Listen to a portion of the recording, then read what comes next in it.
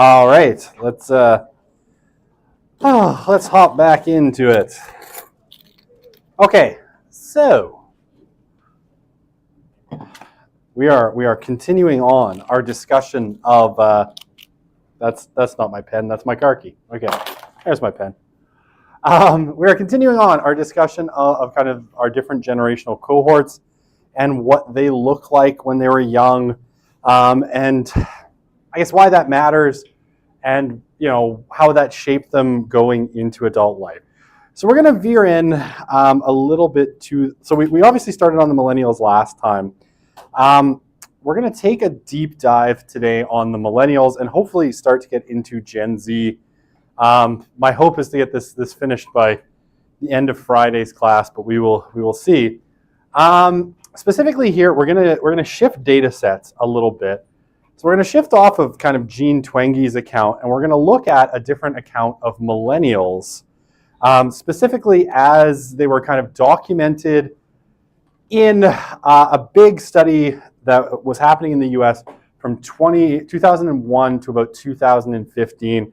If you've ever taken any other classes with me, you'll probably have heard about it. It's the National Study of Youth and Religion that took place at University of Notre Dame.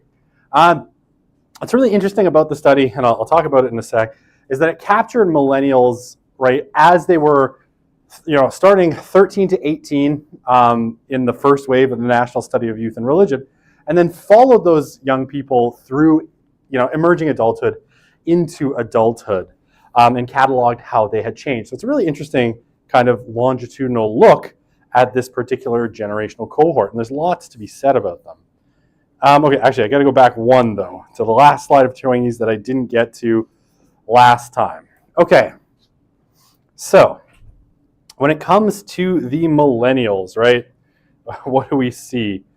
In terms of religious beliefs, right, they differ considerably from their older, from the older cohorts, right, and they've shifted quite dramatically.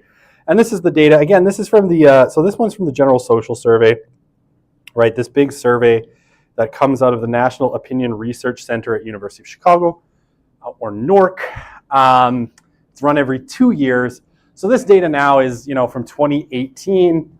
So it's, it's a little dated. It's a few years old now. There's been 3 subsequent waves of the General Social Survey, 2 of which have been published, right? The 2020 data and the 2022 data. And if you want to find out way more about this, come take SOC of Religion with me. And I'll talk until you're tired of hearing about it, about what's going on. But general trends, right? If we compare the generational cohorts, we have kind of generally declining religiosity, right? Less likely to pray, millennials way less likely than the silents, boomers, Gen X. Still more likely than Gen Z, but we'll get to that at some point, maybe. Believe in God, right? Numbers are way down, and attend religious services way down as well.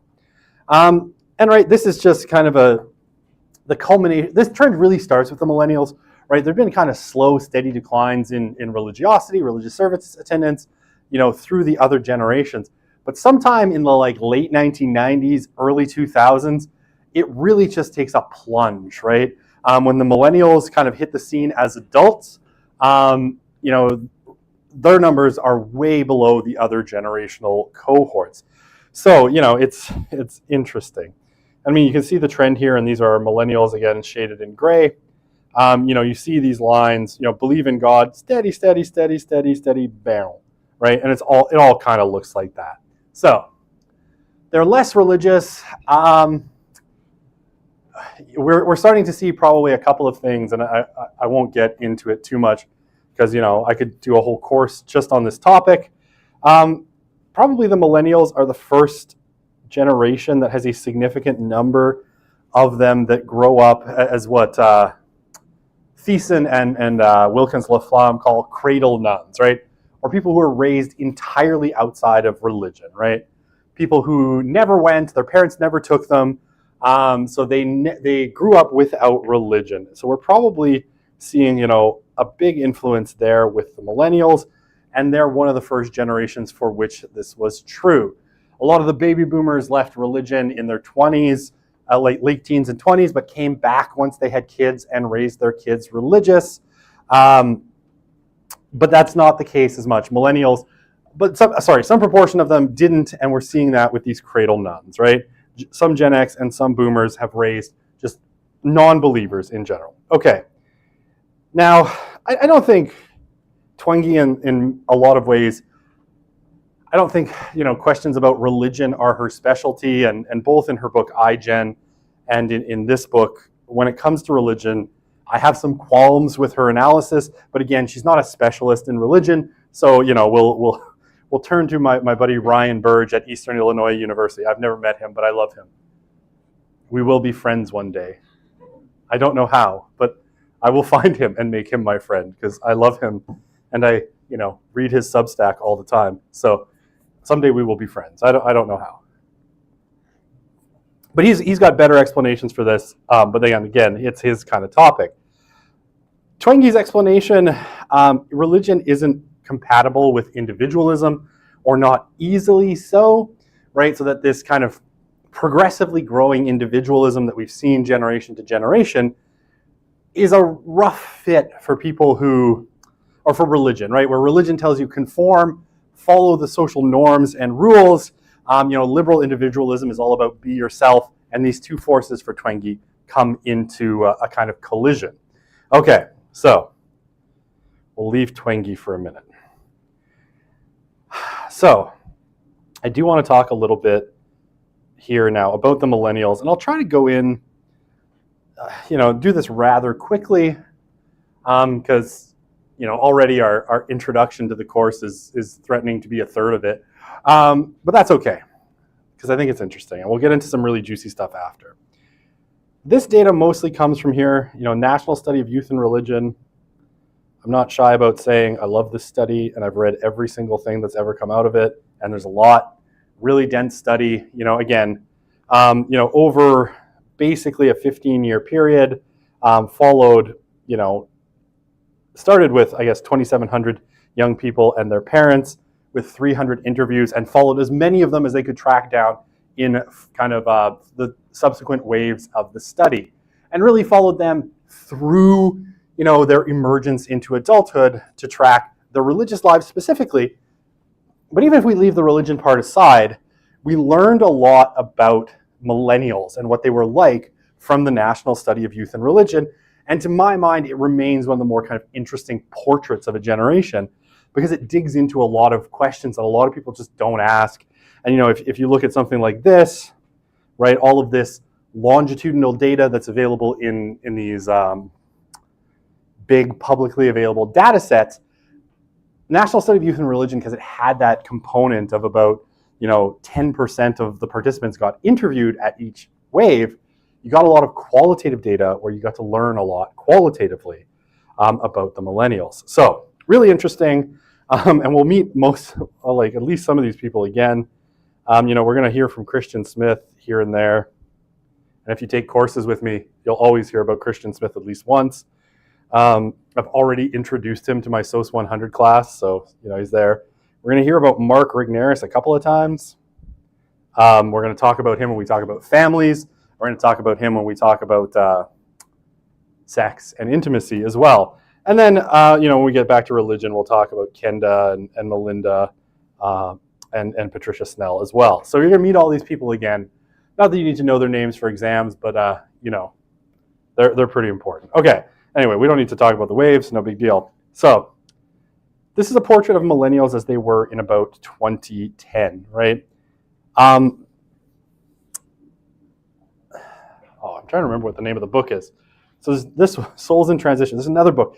I think it's called Lives in Transition. So there are two books written about the millennials in about 2010. So this is about, a little more than a decade into the national study of youth and religion, kind of saying, okay, what's happened to this cohort of young people as they've moved through the adolescent years, and a good chunk of them have moved through the college years and into kind of the first years of, fully independent adulthood where they're not in school. Okay, so one of the big things that marked millennials in 2010, right? So if we think our millennials, right? We put them at 1980, kind of roughly beginning in 1980. By 2010, we're talking about people who were, the oldest of them were 30. So we're people who are 30 and younger. So basically, this whole cohort would now be into kind of emerging adulthood, and just on the outside of our, what we've said is our emerging adult range, which is our 19 to 29. So they've moved through a lot of these things. So what did their lives look like? Okay, so lots of transitions. The lives of millennials through those emerging late teen and emerging adult years were marked by a ton of transitions. Multiple layered, big, and often unanticipated. Okay, so the big one, obviously, for most of them, coming out of high school, and again, this is an American context, so we're talking about a commuter culture for colleges, right? A lot of people move away from their home to attend college. They moved out to go to college. They moved back in, and maybe they moved out again, right? So they've had pretty unstable housing, right? They've been moving around a lot. A lot of them went to college, not all of them, but 1 in 3 went to college or university. A lot of them took breaks from school altogether. Quite a few of them graduated or dropped out. There's a lot of switching. Already by the time they're, the oldest of them are rounding into 30, there's been switches in career paths, both in college and right out. So their lives have been marked by instability. Not surprisingly, right? They've taken jobs, they've quit jobs, their employment lives are very unstable. We talk about work. We'll talk a little bit about what this looks like and why millennials in particular got marked as this very flaky generation when it came to work. People who had CVs with a lot of jobs, but not many of them that lasted very long. Their parents, right, many of them separated and got remarried in this period. So what happened with the millennials is there was a lot of parents staying together until the kids went off to college, right, to try and grant their kids some measure of stability. But the second the kids were out the door, mom and dad were like, I've hated you for years. Goodbye. We were staying together for the kids, and parents have separated and gone their own ways, which, even for adults has a lot of psychological impacts. So there's that. They've transitioned friend groups, particularly, right, they have left behind in a lot of cases all but a few of their high school friends, moved off to college, made new friends, and often then left those friends again when they graduated from college to return probably to home where their parents live, and now try to transition either back to some of those friends they had in high school or to make new friends at work. So there's been lots of relationship instability and lots of relationship transitions, right? They've gotten romantically involved, sexually involved with people, broken up with them. Some of them got married. Some of them have already been divorced at this point. It's a crazy time for millennials. Okay, so again, in 2010, what were the millennials like? Well, they wanted to stand on their own 2 feet, right? They know that there's this kind of cultural value of independence. So they're trying to transition from this, right? Essentially, in a lot of ways, transitioning from being kids to being adults, right? And the marker of an adult is independence. So they want to get to the point where they can be independent, but it's been a big challenge for them, right? And I mean, keep in mind, again, one of the key dates for millennials is 2008. There's a huge recession that hits in 2008 because of a banking and credit crisis in the US, which really puts them on their heels a little bit. Like the ones who kind of got out of college before this and had established jobs did okay. The ones coming out after tend to struggle. Okay.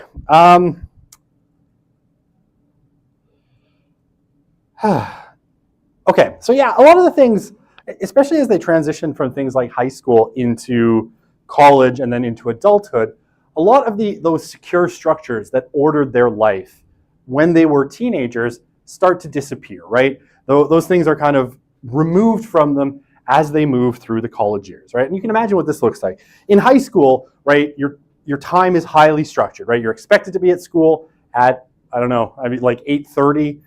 You have a set schedule of classes that you have to be in, and you leave at 3:20 or 4 o'clock or whatever it happens to be for the school you went to, right? And that time is very structured. Probably you have extracurriculars, right, that your parents are booking for you and taking you to some extent, sports or other extracurricular activities.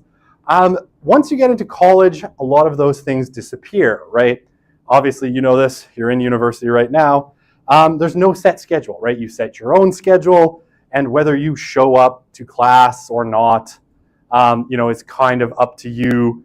There isn't someone, for the most part, there isn't someone taking attendance and ensuring that you are there. And even if someone is taking attendance, right, it's not like when you're in school, you don't show up, you don't go to class, your parents get a phone call home, right? The consequences are on you.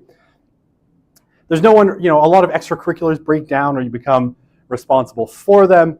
In essence, people stop structuring your time, right? It goes from your parents are responsible for you to you're responsible for yourself. And this leads to a whole bunch of things that need to be learned, right? Time management, discipline in terms of studies and then work. But then the little things, especially as people move into adulthood and move out on their own, paying bills, right? Paying your bills, paying them on time, fixing things. Thank God there's YouTube now. I don't know how I would fix anything without YouTube videos telling me how to do it. So how we did it in 2010, I don't even remember. Getting insurance, right? And of course, navigating relationships that are increasingly sort of complex. And especially as you move into those later years of your 20s, have this sort of fraught baggage of, maybe you should be thinking about starting a family, getting married, and all that stuff. Okay, and again, the refrain of my people, millennials always feel like they don't have enough money. They feel broke and like they're living paycheck to paycheck, especially in 2010, again, when the oldest of them are just 30, but most of them are below that age. Okay, now their disposition. So Smith and Patricia Snell, in talking to the millennials and in both the quantitative and qualitative parts of the National Study in Youth and Religion, describe the millennials as a very optimistic generation, right? They're focused on the future and they think the future is bright, right? This is not a cynical generation in lots of ways. They think everything is going to turn out great for them. Kind of aware that they have a road ahead of them, right? They're not where they want to be, but most of them are young and they think they'll eventually get there. And okay, a minority opinion among the millennials is this one here. This is our minority. they know optimism is the normal frame of mind for millennials, right?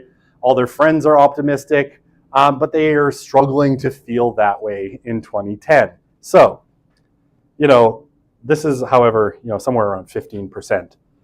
So it's a pretty small minority of the millennials.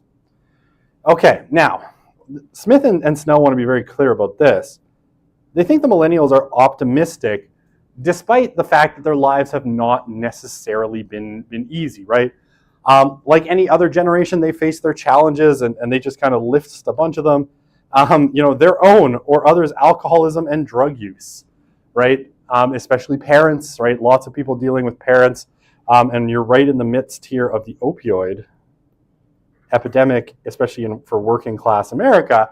So a lot of them have parents who are alcoholics, abuse alcohol or drugs. Sexual exploitation, right? Like any other generation, there's sexual abuse, but especially as they've rounded into the college years, and the hookup culture of colleges has left many of them with bad sexual experiences. Divorces, mostly of their parents, but by the time they're hitting their 30s, right, some of them have started to get divorced as well. Relationship betrayals, right, people cheating on them. And one of the things we see, and Regnerus talks about this in his book, Cheap Sex, which we'll talk about later. I won't write it down. One of the kind of features of a lot of millennial relationships is, how does Regnerus put it? Serial monogamy with occasional overlaps into sort of polygamous relationships, right? Which is a fancy way of saying that, they'll be in a relationship with someone else. That person is cheating for a period before they break up, right? So, we're going to say this is dude, but it might not be. This person is cheating and goes and is with another person and then cheats on that person. So there are periods where, it's mostly monogamous in a serial kind of way, like one relationship after the other, but with significant periods of kind of relationship betrayal where someone is cheating on the other person. So, weird lives. Are you just fixing your hair, or did you have a question? Okay, perfect. Sorry. I wasn't sure if your hand was up, and then I'm like, okay, I'm not sure what's happening. All good. Accidents, right? Like anything else, accidents. Lots of academic failures. They go to college and they don't do well, right? You know how this goes. Job disappointments, particularly coming out of college and finding that the job market is far less inviting than they otherwise kind of hoped it would be. A not insignificant number of millennials experience parental abandonment, especially as children, right? Where one parent, usually the father, leaves. Racism, obviously, and, the death and loss of friends, right? As they go through their teen years and into adulthood, a certain number of them experience death of close friends. So, despite all this, right, the millennials have seen some stuff, but they're still pretty optimistic and believe both in themselves or the future. Okay. Smith and Snell describe a lot of the millennials' sort of attitude to the past as an attitude of no regrets. And basically, you can sum it up like this, right? Things have happened, right? All this stuff. This stuff has all happened to them. It was bad. It was hard. But even when they were responsible for it, right, they didn't dwell on them, right? They had this kind of philosophy of no regrets. So, what's with that? Basically, Smith and Snell, Smith's written with a lot of people. Every time I think about it, I got to think which of his co-authors is it. They view these things as lessons, things that shape them, right? And kind of the phrase, right? No regrets. I don't have it here, but basically the idea is that those experiences made them who they are today, and that they wouldn't go back and change them even if they could, right? They've learned lessons from the past. They've moved on. It's shaped them. It's become part of who they are. And having regrets, right, would be sort of like capitulating to self-doubt, right? I don't know, maybe I'm too on the border with Gen X. I don't know. I remember a friend of mine telling me this, that she had no regrets about her life. And I'm like, no regrets? Not even one? Like, not just maybe one regret? Like, one? And I'm like, man, I got like 1,000 regrets. I'm way too Gen X for this. But, this is the millennials, right? She's 1 year younger than me. Maybe that's why. Maybe it's that 1 year that did it. At some point, I transitioned. I was too Gen X, but she's too millennial. I don't know. What Smith and Snell say, I usually talk about Smith and Denton, is that this no regrets attitude is about kind of putting a sunny face on difficult matters and stop it from like holding you back, right? You just say you got no regrets about the past so that you don't have to, in a sense, deal with the past in a lot of ways, right? If it's just the past, you don't have to deal with it. It's gone, and you can't let it hold you back. It made you who you are. And yeah, since the whole core of millennials' experience is being who I am or discovering, some deeply hidden self, the true essence of who you are. I'll try not to lapse into Carl Trueman's The Rise and Triumph of the Modern Self, though it's a really interesting book. I keep meaning to fold it into this class, but it would be a whole class in and of itself. The negative past is always framed as helping you become who you are, right? Because it can never be kind of honestly dealt with, or, mistakes, other paths that you could have taken that might have, been better. You are who you are, and you're discovering your authentic self, and therefore, you can't really repudiate your past in a lot of ways. Again, not a problem for me, but I'm weird. Okay, I want you to do this with me. If you are logged into the Slido, if you are not, I want you to answer this question for me on Slido, and I'll give you a minute. I want you to answer whether you think it is immoral to cheat on a test, even if you know you won't get caught. Do you strongly agree with the statement? Agree, neither agree or disagree, or strongly disagree? And we'll see how typical you are of millennials. I know you're all Gen Z, but how much you differ from millennials. And then we'll talk about how millennials answer this question.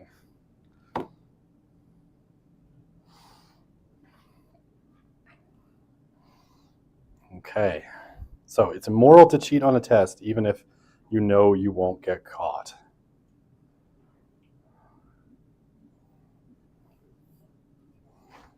I know who to.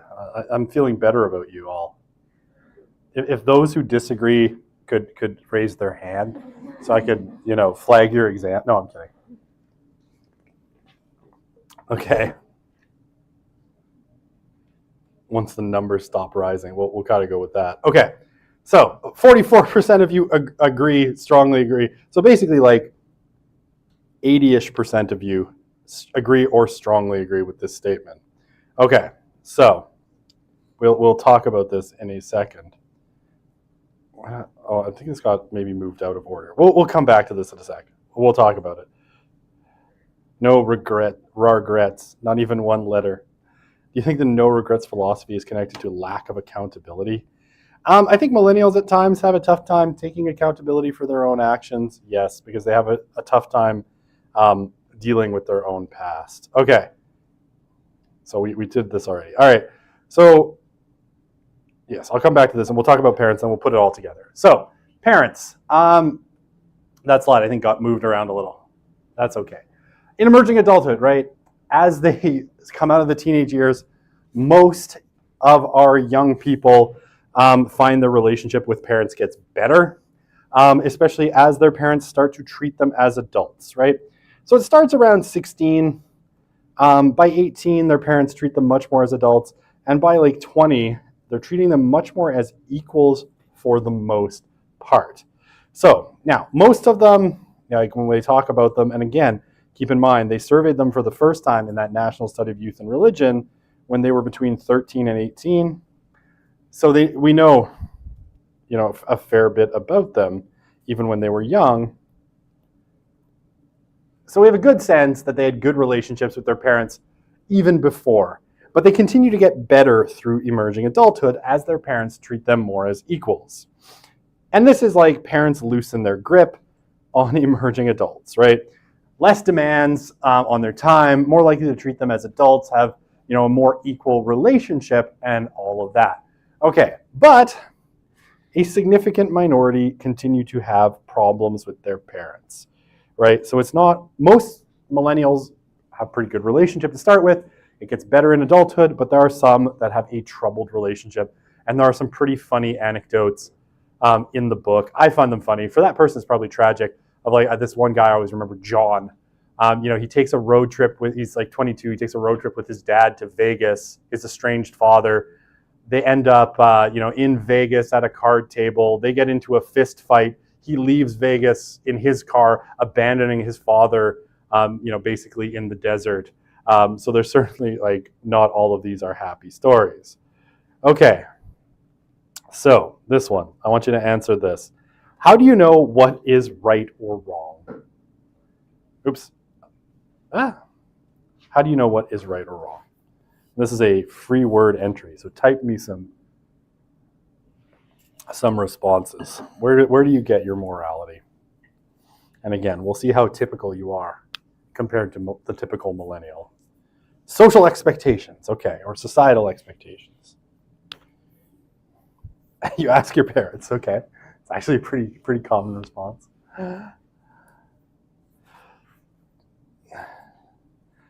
How others respond to your actions, intuition, previous experiences, moral compass, your parents taught you, when I feel I could hurt someone or myself, if I feel uncomfortable with my decision, people you surround yourself with, probably my mom, my grandma.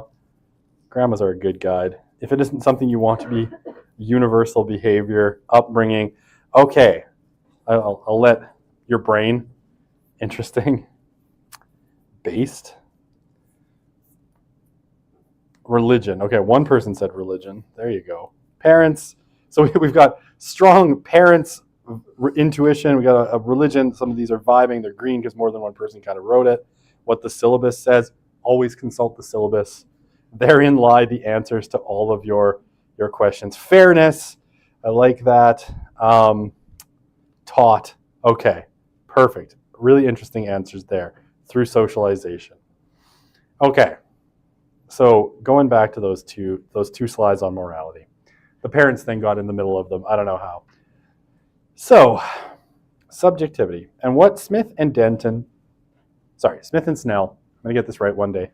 I've only been talking about these people for a decade. You think I could get their names right? Can I write in purple? Will that show up well? Oh, yeah. Okay, so what Smith and Snell suggest is that your average millennial is what they call a moral consequentialist.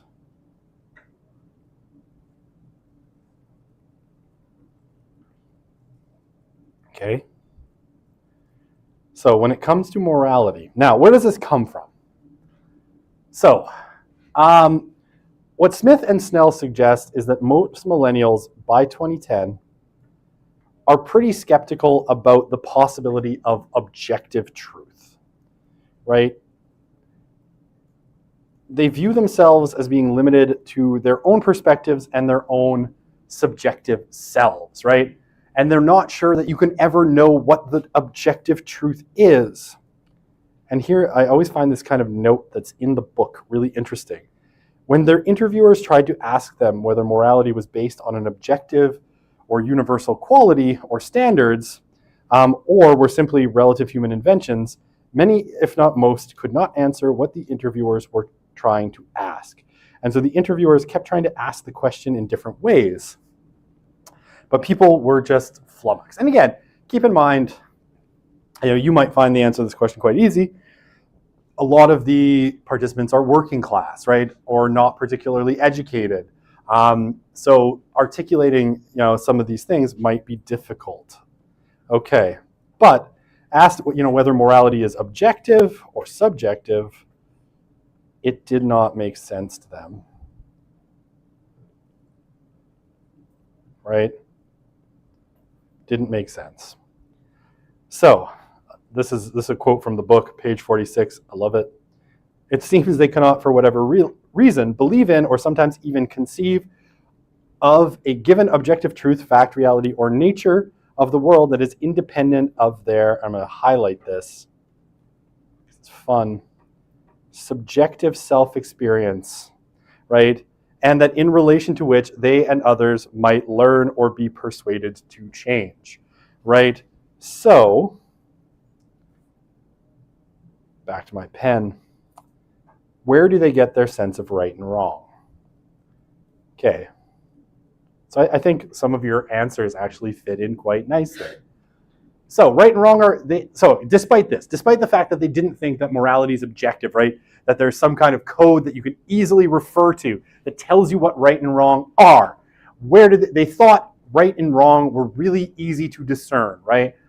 Despite the lack of an objective standard. And how did they know? And again, some of your answers here are kind of very close. Morality is common sense, right? Everybody knows what right and wrong is. Okay, so morality is common sense. They know it by attending to their feelings or intuitions within themselves, right? Intuition right here in the middle. I can't circle things on this slide. I'm so sad. Right, feeling guilty, their intuition. If it brings me an advantage to life, you are a moral consequentialist. I'm scared. No. When I feel I could hurt someone, if I'm uncomfortable with my decision, bless you. Okay, so again, a lot of you are saying kind of similar things, right? These are seen as having been implanted in them when they were children by parents and teachers, right? So your mom, your grandma, your parents, you're all right there. That's where you got, you got it. And they view thinking and living morally as relatively effortless, right? Being a good person isn't hard.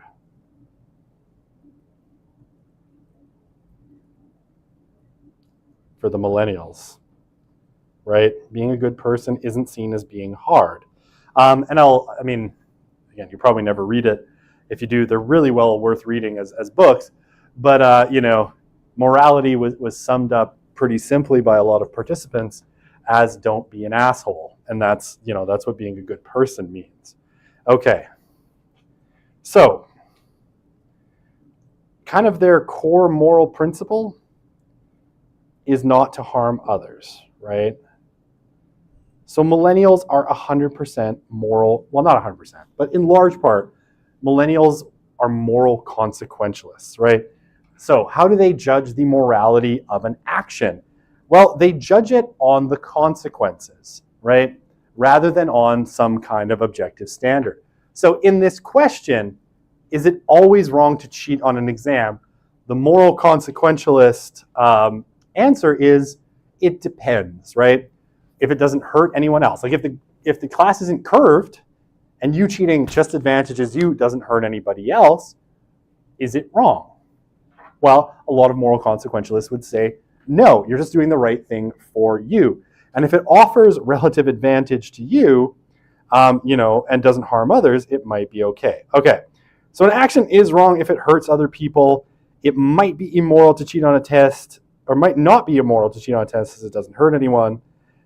Now, what Smith and Snell say is why hurting other people, it would be the barometer of morality. They struggle to articulate, like, why is it wrong to do something that would hurt other people?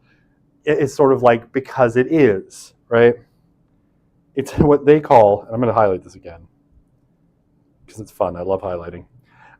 It's a free-floating, unjustified supposition, right? Not hurting others is a free-floating, unjustified supposition. They can't explain it. They just feel it. Okay. And it's just common sense. Some of them refer to karma, as the reason not to do bad things. But it's this very kind of interesting notion of karma. It's like what goes around comes around. So it's not really karma in, say, the sense that Hinduism means it, right? If you do bad things in this life, when you come to be reincarnated, you'll be reincarnated as a worm or a poor person or a dog or something bad, something you wouldn't want to be, right? That's sort of, in loose terms, the kind of Buddhist Hindu notion of karma, very loose terms. That's not what they mean, right? It's like, yeah, if you do bad stuff, you put bad stuff out in the world, eventually it's going to catch up with you, right? What goes around comes around. Karma's a bitch. Sort of a pop culture way of explaining that actually at its core, the universe is kind of fair.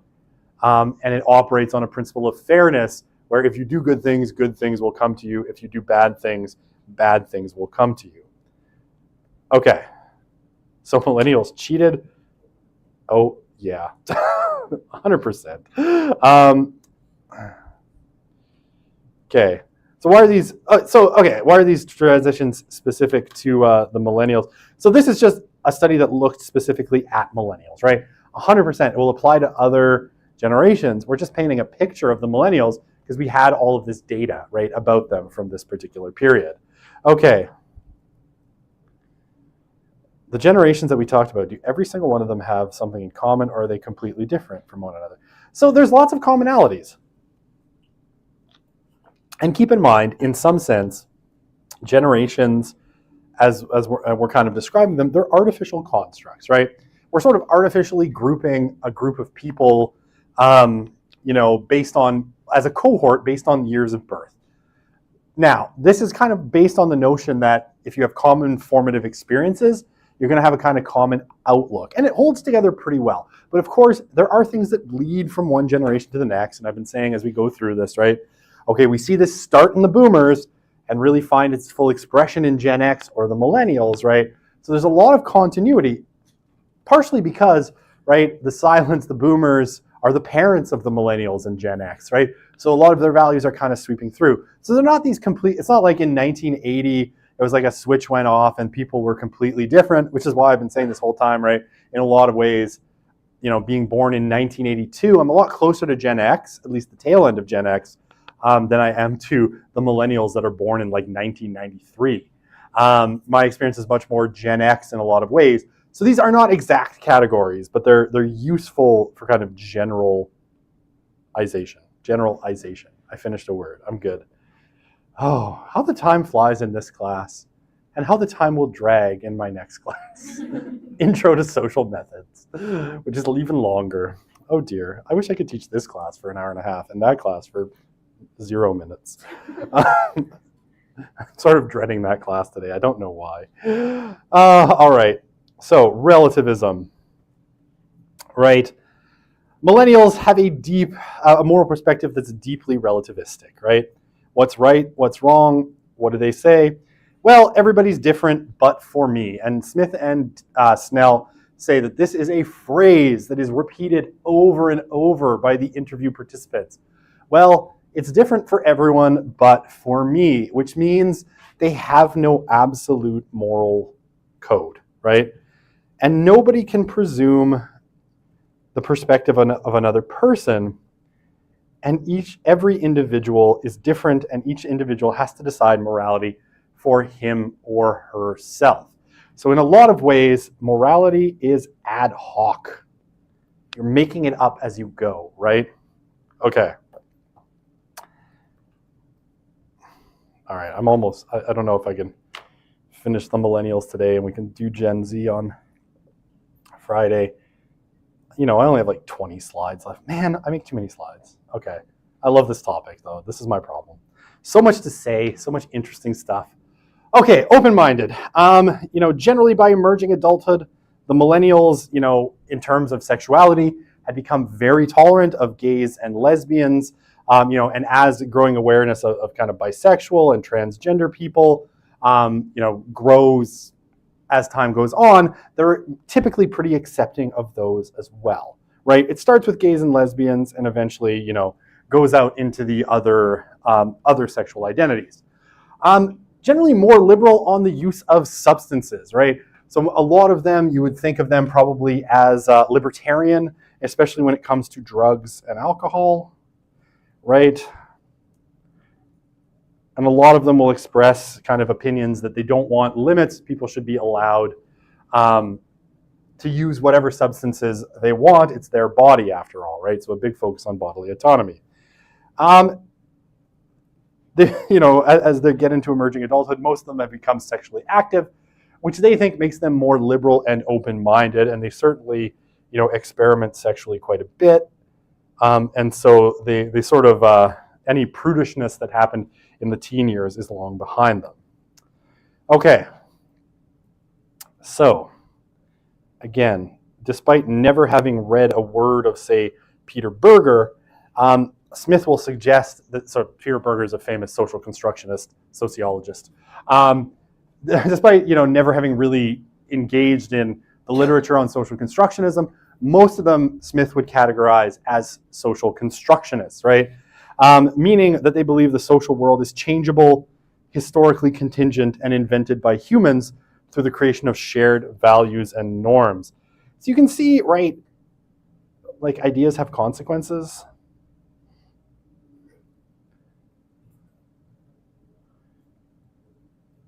And the ideas from, say, sociology, though again, most of them are not sociologists, this is a straight up, like, a symbolic interactionist or a social constructionist would be super pleased with this description of reality, right? So those ideas have deeply infiltrated millennial consciousness, even though, most of them have not read a word of it.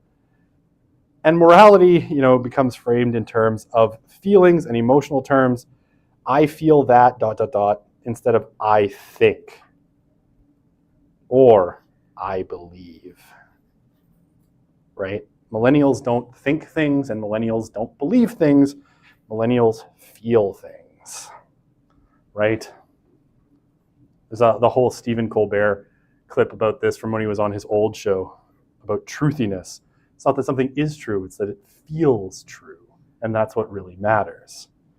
That clip is impossible to find because Comedy Central ruthlessly copyrights everything. Okay, so they're pretty uncertain about the meaning of life, still trying to figure things out. Again, the oldest of them are only 30, so that makes sense. And what's education for? I think this matters. I'll talk about this when we get to education later. It's of instrumental value, right? It's a tool. Education is a tool. And what is that tool for? That tool is so you can get a job later, right? So you can have a career. And what's the job for? Is it for personal fulfillment or to make you happy? No, it's mostly so you can get stuff, right? And take vacations. And live your best life. Vacations, right? So it's mostly, when you go to school, you're here to get a credential because you need that 4-year degree to prove that you're an intelligent person. I think you're all wonderful and super intelligent. You don't need to prove it to me, but your employer probably is like, you need a college degree to prove that you're not an idiot. Okay, we'll talk about that too. Okay, drugs. They did a lot of drugs, right? Marijuana in particular was the drug of choice, which was still illegal.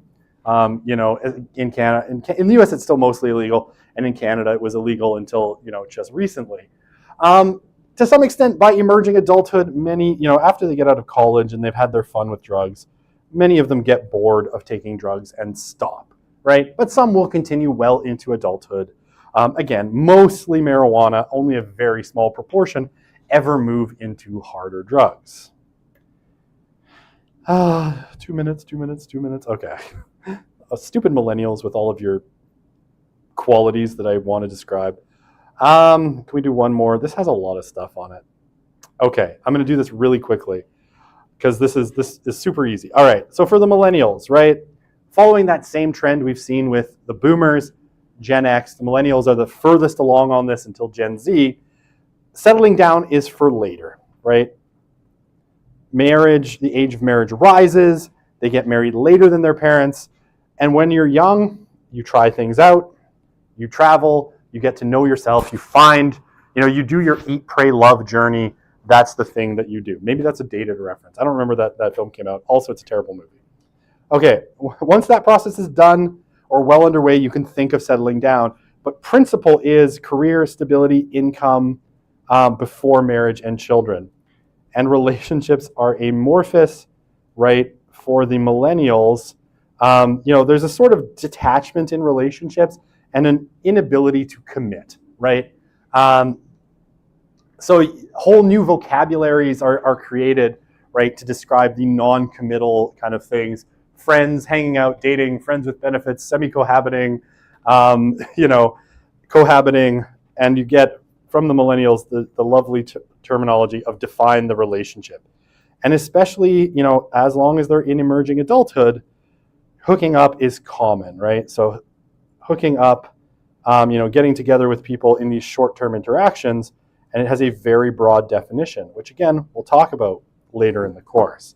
Okay, I guess we must leave it at the end of marriage, and we'll come back to this on Friday and finish the millennials, I promise, and talk about Gen Z. There's probably like one slide on Gen Z or something. Not an important generation. No, I'm kidding. I have lots. Oh, I've got like 2 slides left. Okay. We're doing okay.